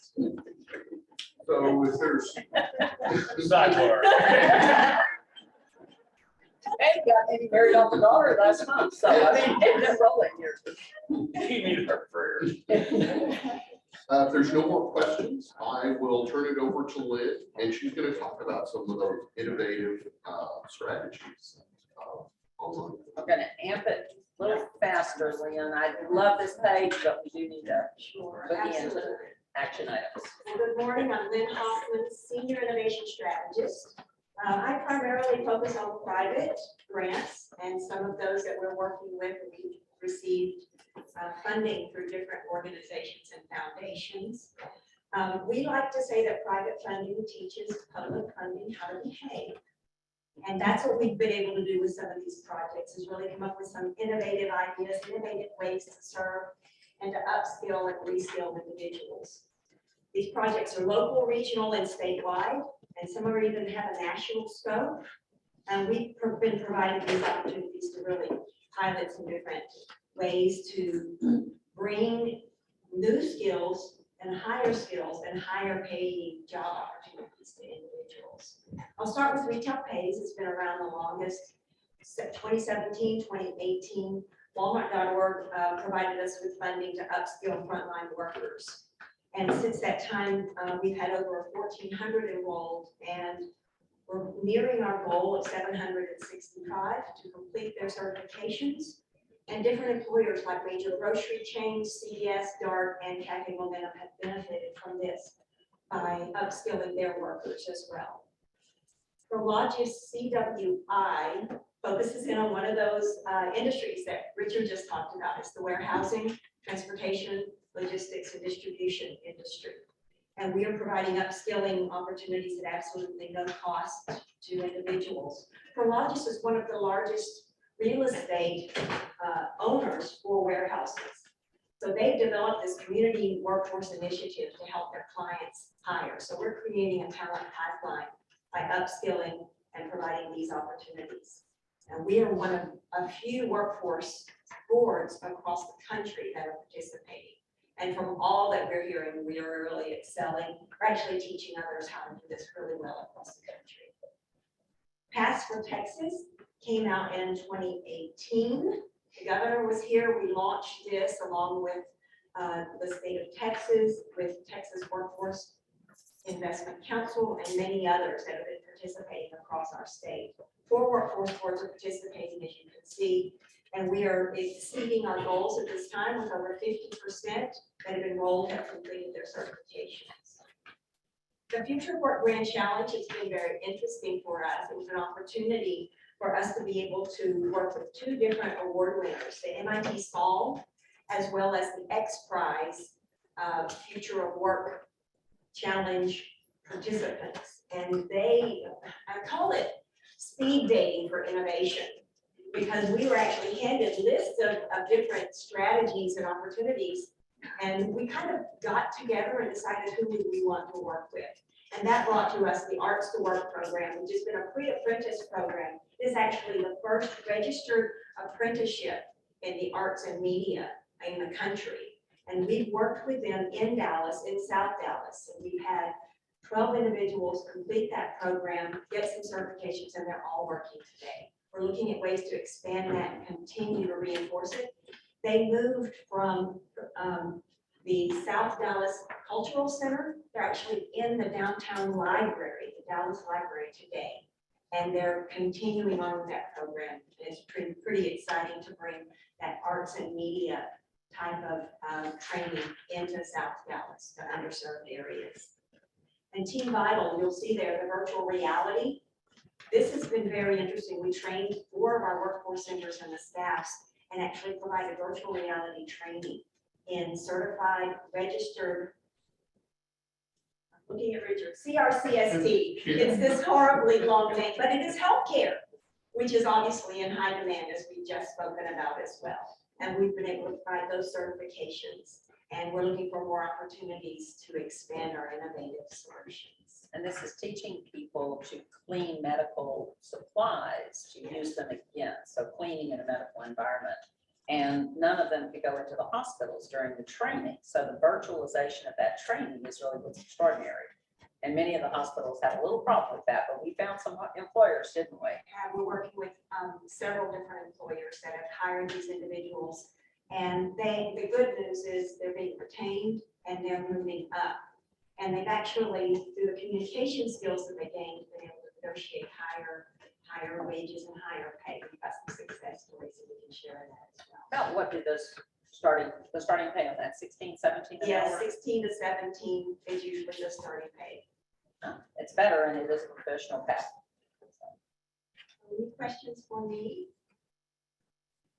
Thank you, Lynn. Lynn makes us an atypical workforce board, and I got that directly from Brandeis, who said, y'all are different. And I said, well, there's 550 workforce boards across the nation, but we do things a little differently. We have such good partnerships and such access, but made it very clear not all boards have an innovation track.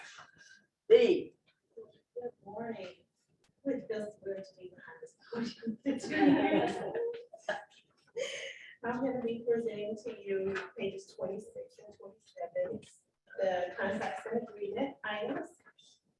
And starting off with childcare, which is our largest program.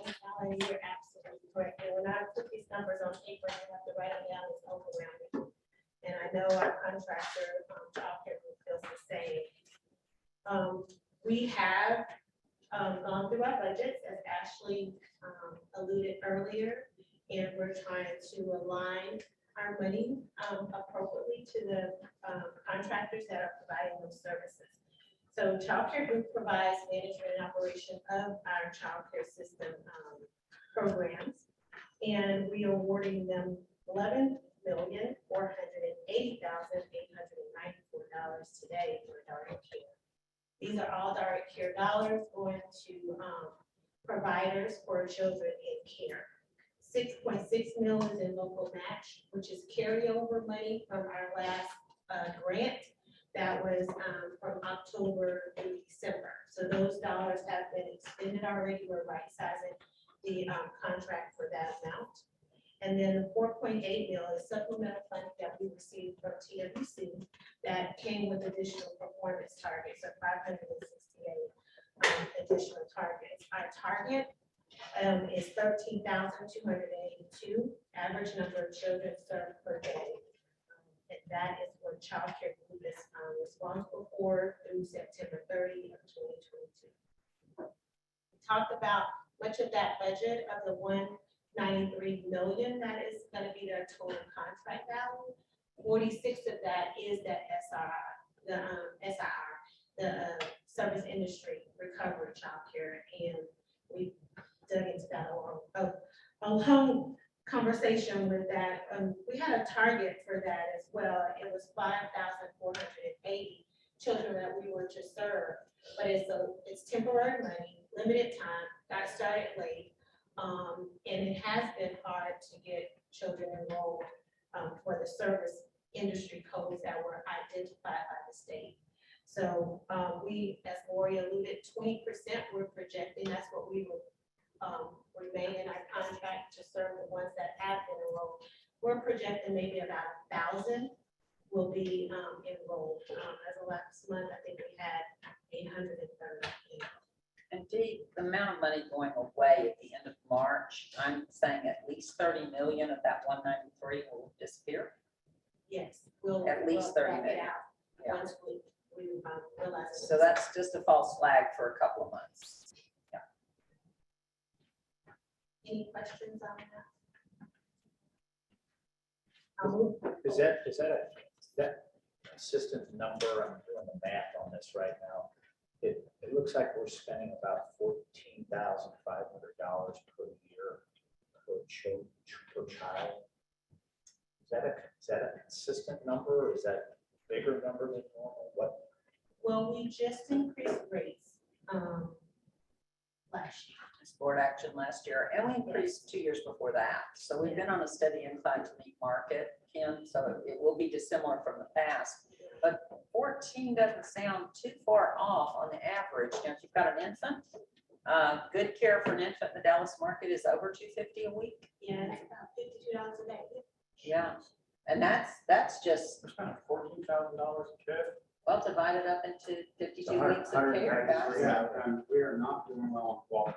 Exactly. Not as well as we should, but we've Not come a even long close. way. 14,000 is gold standard quality in our states. I'm just being honest, this industry is hemorrhaging right now, and I don't know, I'm shocked by that. Yeah, and I might, the math might be overly simplistic, but it's basically took 193 million and divided it by the number of children that we serve per day. And that's 14,500. And again, everything is based on the style center. So if they're a high quality center, we pay them more, and the age of the child. So, one factor that fell out of this is all the kids that are 4-year-olds who are now being served by the public school system. They went from all day care to just after school care. So they'll count, but they're really not being paid at a high level. So maybe your math might be right on, give and take here. We would have to go in and examine. Is the 193 actually correct? Because I just heard you say that 30 million is not really.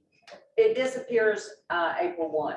The grant ends March 31st, and we know we will not expend it because that is that significant grant for the service strategy, service industry. We're making another push. We just don't have the good combination. And this is a statewide issue. Now, there's some small boards that are at 40% spending or 40% enrollment, but in a big urban area, the urban boards are not significantly making a dent this money.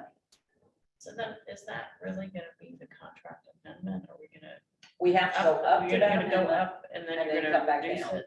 In April, yes, and close out, gives them 3 months to close out. We'll have to close out, but the state's gonna rush it because they want to claw that money back so they can do something else with it since this ends. And it's been that kind of a 2-year period with government funding, as you can imagine. Chaka also oversees our quality initiative, along with multiple smaller providers. So in this particular action, we're adding 125,000 to their mentor services.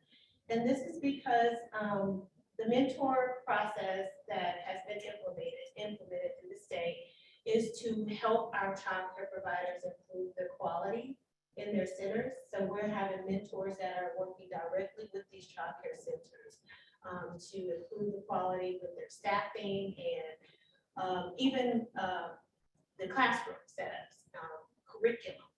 It's a whole lot that they're pouring into this system because everybody that's going to be a child care subsidy is going to have to be a quality provider. They're going to have to come State legislation. Come through the Texas Rise and Start program. So this is to increase staff, to help us get more mentors to fulfill the needs of improving quality.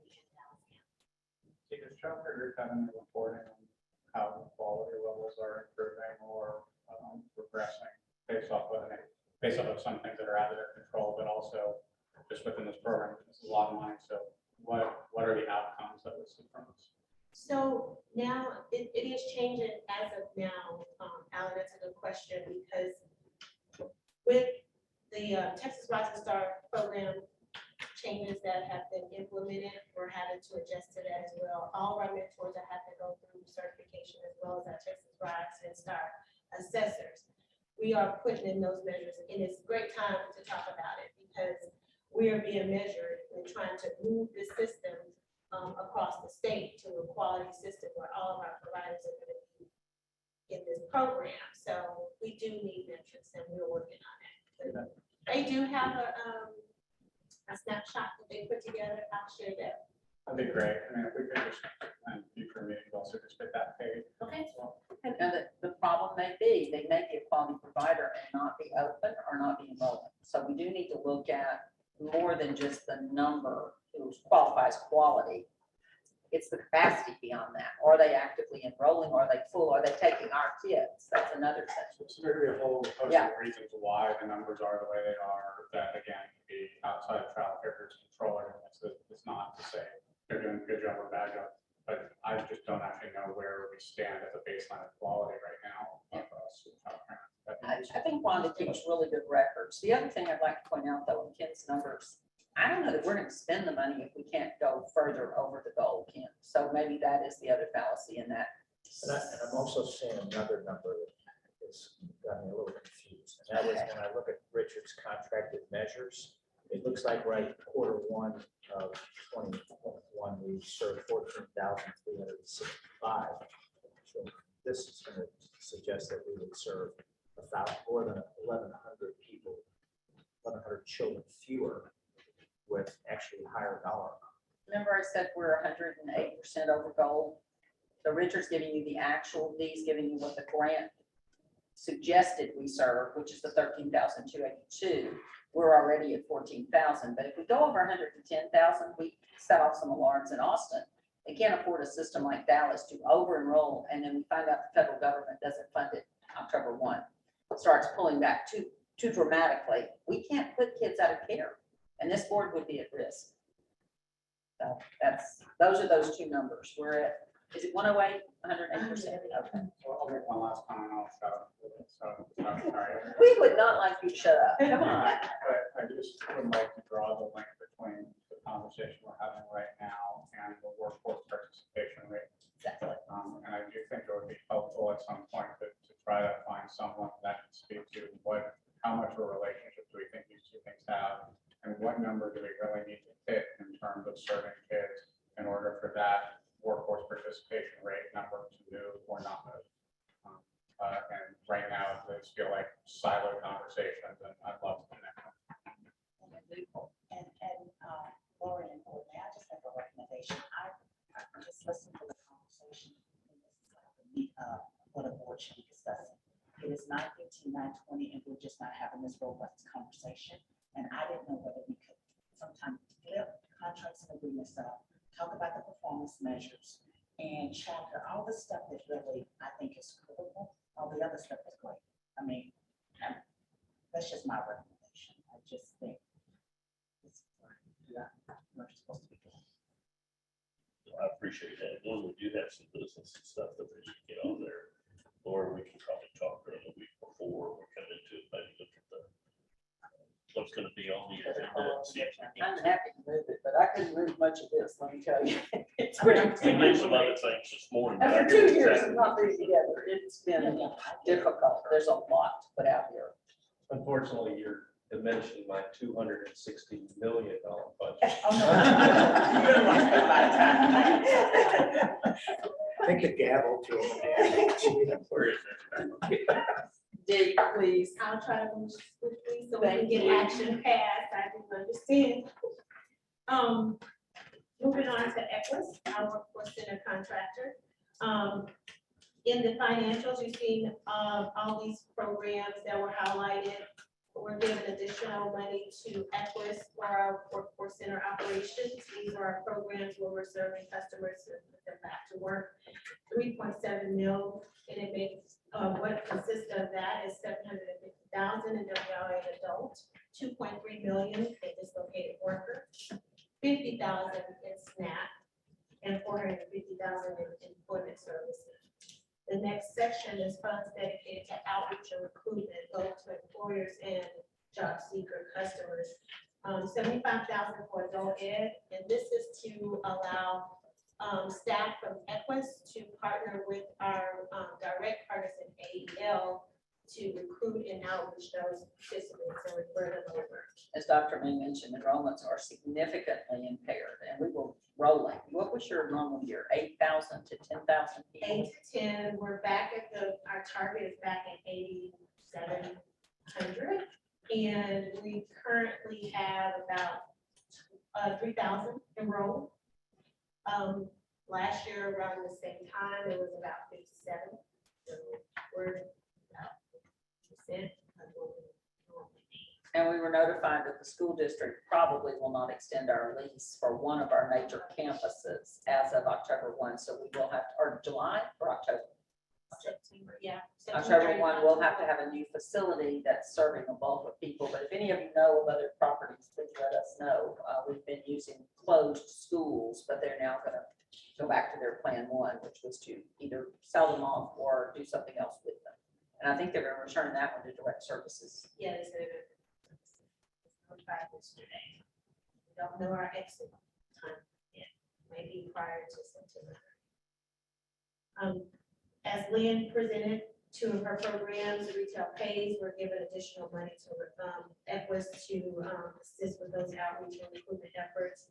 in retail pays and collages. So the value of our workforce center contract with Equus is $19,470,071. Equus is also one of our youth providers that provides services to young adults between ages 16 and 24. In this action, we're adding funding for rehabilitation services. Student Hireability Navigator is a program that assists improvement, access to employment and training services, and increase employment opportunities for in-school youth with disabilities. And $200,000 is for vocational rehabilitation year-round wages. Those are paid work experience wages for those that are in the VR program. Contract value for Equus youth contract is $5,126,000. The only action on those. You want to go ahead and go through the Roll wheel? through. And by the way, this is Demetria Robinson, our Executive Vice President, who is over all contracts, childcare, and adult education. Go right Just ahead. get up and go and work. We don't even say who we are. Yeah, go ahead and go through the next two, and then we'll do it all as one.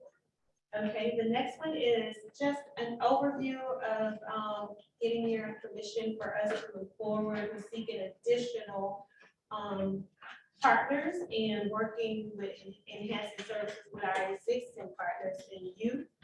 And we know we have been struggling in this area with maintaining and engaging young adults. So we want to explore opportunities to increase those services and get increase the capacity to deliver the services.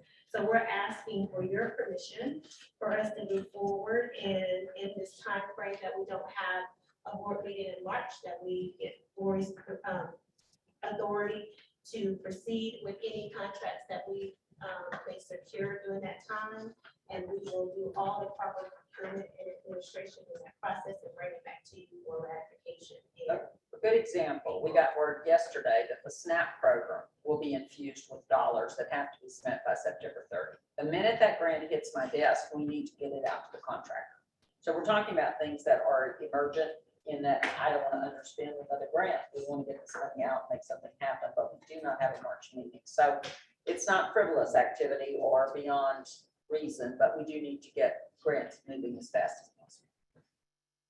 But you'll update us in the April meeting. Oh, gosh, yes. I mean, you have to ratify everything like that, but to hold on to it an extra 6 weeks, because the state's trying to push it out as fast as they get it. Awash in money. You covered the youth. I just want to draw attention to this. Destination Success Youth is the new logo for the Equus Youth Program, as you see it out and about. So it's a one-pager on your table, but I'm very proud of them. They've kind of come up with their own view of service and refreshing service to young adults. Young adults don't seem to want what we were offering. So I think we're going to see a change at Equus. I hope we are in recruiting more and retaining more youth. Very good. Okay, my last item is on adult education and literacy. We've received notice that we will get $1.5 million in addition to what we already have, increasing our target of 1,500 more students that we need right now. We are negotiating and have negotiated with some of our providers and to allocate the funding that has been given to us for those measures. You'll see on page 27, I believe, that we're allocating to our existing providers, Dallas College, Wilkinson Center, Urban ISD, and Richardson ISD, with the additional targets that this program goes through June. So we are pushing any and every way we can get individuals into adult ed with ESL, high school equivalency, and also integrated education and training opportunities. So ask for your permission and your authorization to contract with our existing. Okay. So we need a motion to approve the 3 recommendations as written on pages 26 and 27. Do we have a motion? Right now, do we have a second? Second. All in favor to approve the three recommendations as written, please say aye. Aye. All opposed, same sign. And are there any abstentions? Yes. Rebecca, Dr. Mentor? All thank Any more on Zoom or? Right. Motion passed. Thank you, Dan, appreciate it.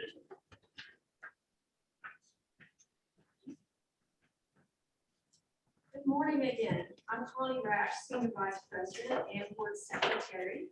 I'm covering page 28, and it starts with procurements. What this is our procurement schedule for 2022. Typically, we let the board know of any major procurements, and this is a sample of the language. You know, refrain from communication of all sorts once we have an open procurement, and this is to avoid any type of conflict of interest. So if you'll see the example, this is the language we'll send out to you guys when there's a major procurement. Okay, so mid-page is the potential release dates in 2022. Looking in spring 2022, it's childcare quality, which includes professional training services, professional development, and other innovative activities. Also in the spring, we're looking at childcare slots, and I know this was an active conversation earlier today, so this is something we will get out this spring. We will potentially put out additional procurements, and this is based on any additional funding that we may have. We released a website development services procurement for professional services that was released in January, and Lori will cover that during her presentation. Vendor services, we had that posted on our website, and our website is under doing business with us. Other vendor services, summer is the lease of high capacity copiers and business class broadband fiber. And we have a team of procurement folks. Leslie New is our procurement manager as well as other team members. So we have a whole team doing this. So that's procurement, just giving you an update on that. Policy, page 29. Support services, and these items that we have presented here are they're open for local flexibility. Under consent, we covered items that strictly follow a WD letter. A WD letter is policy produced by the Texas Workforce Commission. And those are items that you follow to the letter. There's no local flexibility. So for support services, we have an amendment to allow emergency kind of services. This is for people that need help with housing or rent or anything that, like utilities. And this will help people get through training.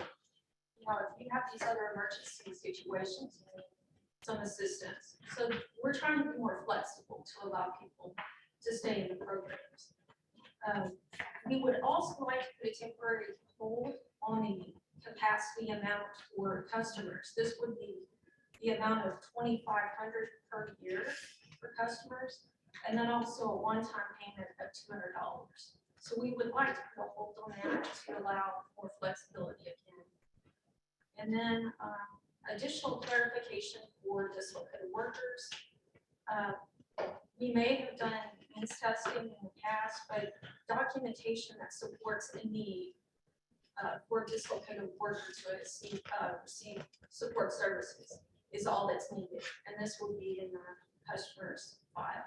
So in summary, all of those policies are intended for us to spend more money supporting customers since we have the money and people have a dire need right now.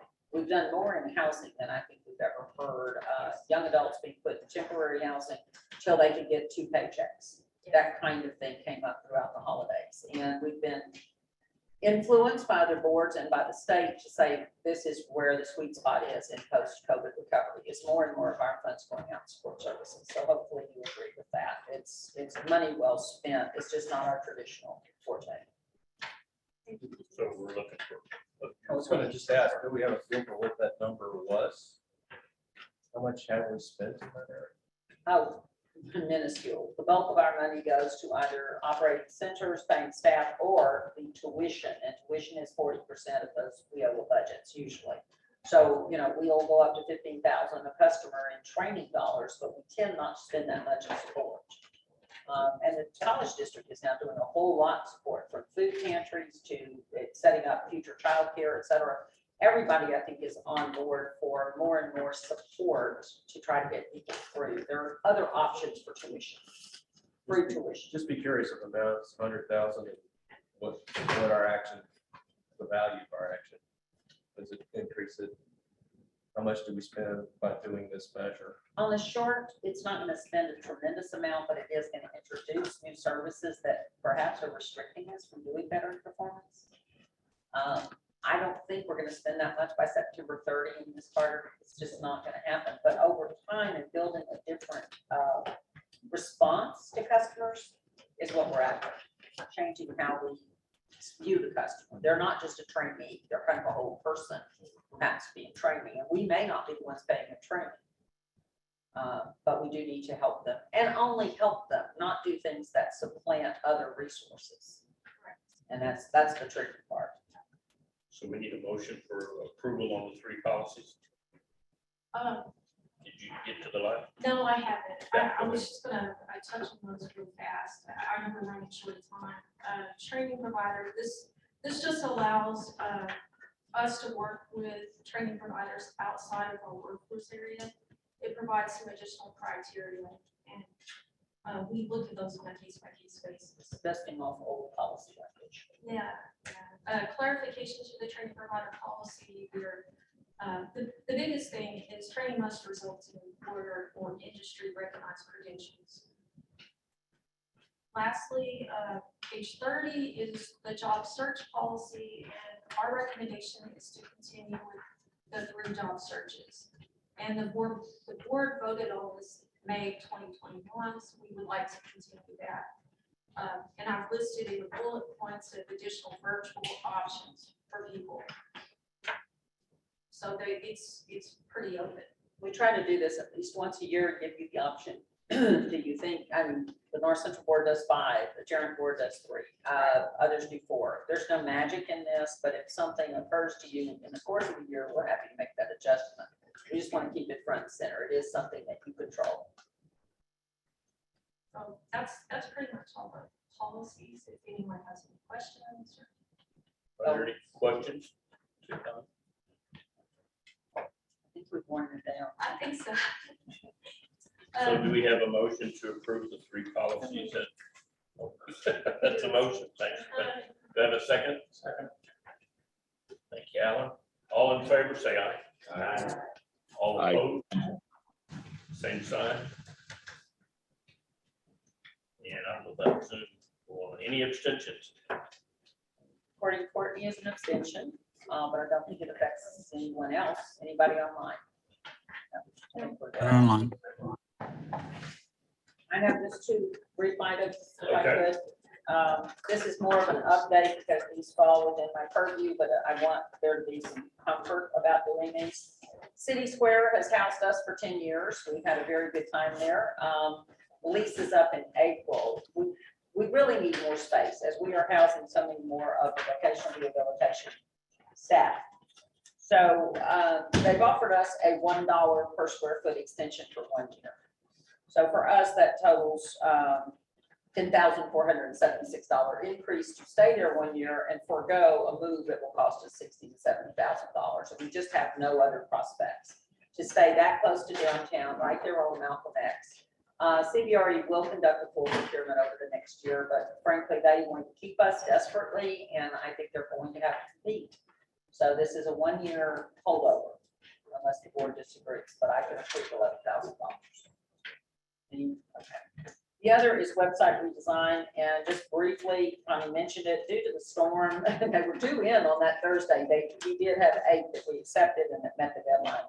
We did not conduct the interviews and we have not scored the proposals. We will do that looking forward. Just in brief, We received bids that were everything from under $10,000, just under 10, to right at 50, but the bulk resided in that $40,000 space. And I haven't done website development in a long time, but that's about where we are. And the market, it was interesting to me how many of them marked that 44, 45,000 placement. Our website is not great. We know that. Recently, it was reviewed by an external third party, said we were like 19 out of 38 what they reviewed. We need to do some work, but we did get a lot of people. I'll just go through who's in here. Advanced Net Labs, Presley Design Studio, Brightleaf Group, Planetaria, Soft Sages Technology, Above Bits, Moby Casa, and Cheeky Monkey Media. It really tested my spell check. Anyone familiar with any that I named? None. Okay. Anybody working on your own web design right now? Draft something. Okay. If there's any ideas that you have, if you're running across people that may have some of that expertise, don't hesitate to let us know, please. We will go ahead, move forward, and it is a small purchase, anything under the 200,000 or 50,000, and we'll introduce that provider at the April board meeting. I don't think so, unless you have an objection to either one. They're both within my purview. I would love your agreement to stay at City Square. That would be. Is there any concerns about not seeing at City Square for a year? City Square has been opportunity center. It's right there at Malcolm X. It's perfect for the community, but I don't know how long they can keep us because we do need a little more space, 7,000 to 8,000 square feet more. We're a tough tenant, I'm finding out, at 20,000 square feet for one of our normal size centers.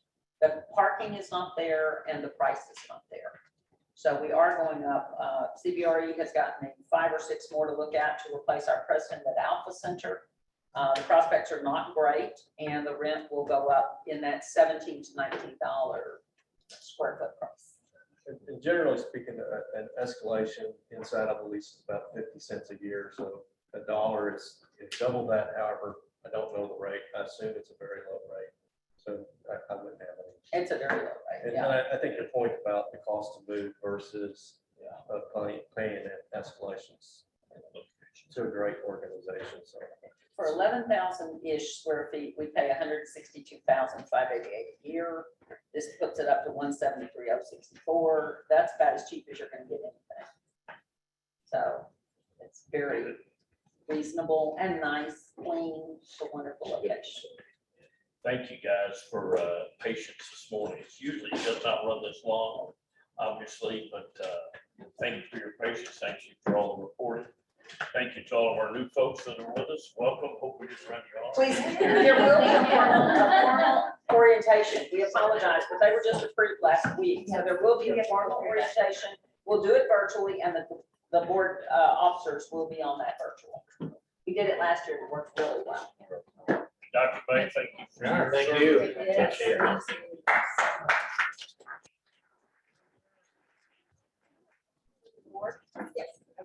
We have a box, Joe. If once you walk it out. Oh, perfect. Thank you so much. That just improves the odds greatly. That's right. Thank you. Oh, yes. yeah. All right, good to see you.